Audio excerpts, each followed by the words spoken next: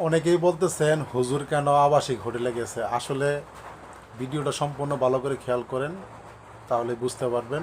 আর আমি কিছু কথা বলতেছি পরে। হ্যাঁ, অবশ্যই এরকম নোংরা একটা জগতে তো কেউ কখনো থাকতে চায় না। আমারও স্বপ্ন ছিল আমি লেখাপড়া করে অনেক বড় হব। আচ্ছা, এই জীবনে আপনি পার্সোনালি একটু জানতে চাই যে এই জীবনে আপনি কিভাবে আসলেন সেটা একটু বলবেন কি? কেন পাঠাই, এটা কি অনৈতিক কাজের জন্য পাঠাইতো, না শারীরিক সম্পর্কের জন্য, না কোনো ভালো কাজের জন্য? কি জন্য 5 বছর বলছিলেন যে আপনি অনৈতিক কাজে লিপ্ত আছেন, কিন্তু মূল বিষয় হলো যে আপনি এখান থেকে কি ফিরে আসতে চান কিনা? নোংরা জগৎ থেকে বের করে নিয়ে যায়, আমি অনেক খুশি হব। হাজার হাজার দর্শক এখানে আমার আছে, হাজার নয়, লক্ষ বিলিয়ন বিলিয়ন মানুষ আমার ভিডিও দেখে। আপনার এই ভিডিও দেখে অনেকে আপনাকে অফার করবে, আপনাকে বিবাহের জন্য প্রস্তাব দিবে, কিন্তু আপনার পার্সোনালি আমার জানতে হয় যে আপনি কি আগে কোনো বিবাহ হয়েছিল আপনার কিনা, কাজ করে, জেনার কাজ করে, যেটাকে বাংলায় জেনা বলে। মনে কিছু করবেন না। না না, 4-5 হাজার। 4-5 হাজার টাকা। আর একটা বিষয়, আমরা একটা মেসেজ দিব গুরুত্বপূর্ণ আপনাকে। কারণ প্রথম 1 নম্বর মেসেজ হলো, আপনাকে পরিপূর্ণ বিবাহ করতে হলে প্রথমে আপনাকে ইমানদার হতে হবে, মুসলিম হতে হবে। কি এখন সঠিক পথটা দেখাতে আপনি কি আসবেন?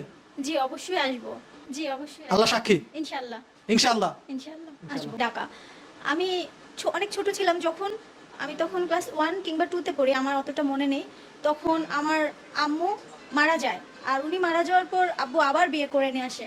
আব্বু বিয়ে করে নিয়ে আসার পর যে সৎ আম্মুটা ছিল, উনি অনেক অত্যাচার করতো, ঠিকমতো খেতে দিত না, মারধর করতো। স্কুলে যেতে চাইলেই বাড়ি থেকে বের করে দিতে চাইতো। শেষে একদিন বাবাকে কিভাবে যেন কি করে আম্মু বশ করে নেয় ওই সৎ আম্মুটা। তারপর আমাকে সেখান থেকে বাবা বের করে দেয় মারতে মারতে। পরে আমি একদিন মানে রাস্তা দিয়ে হাঁটতে হাঁটতে আমার একজনের সাথে দেখা হয়ে যায়। তাকে আমি আন্টি বলে ডাকি।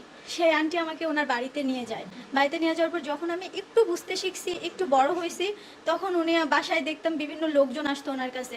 আস্তে আস্তে সেই সব লোকজনকে আমার কাছে পাঠাইতো, কিন্তু আমি এতটা বুঝতাম না যে কেন পাঠায়। কি জন্য পাঠাইতো? এটা কি অনৈতিক কাজের জন্য পাঠাইতো, না শারীরিক সম্পর্কের জন্য, না কোনো ভালো কাজের জন্য? কি জন্য আপনাকে পাঠাইতো? সেটা বুঝ না। না না, 4-5 হাজার।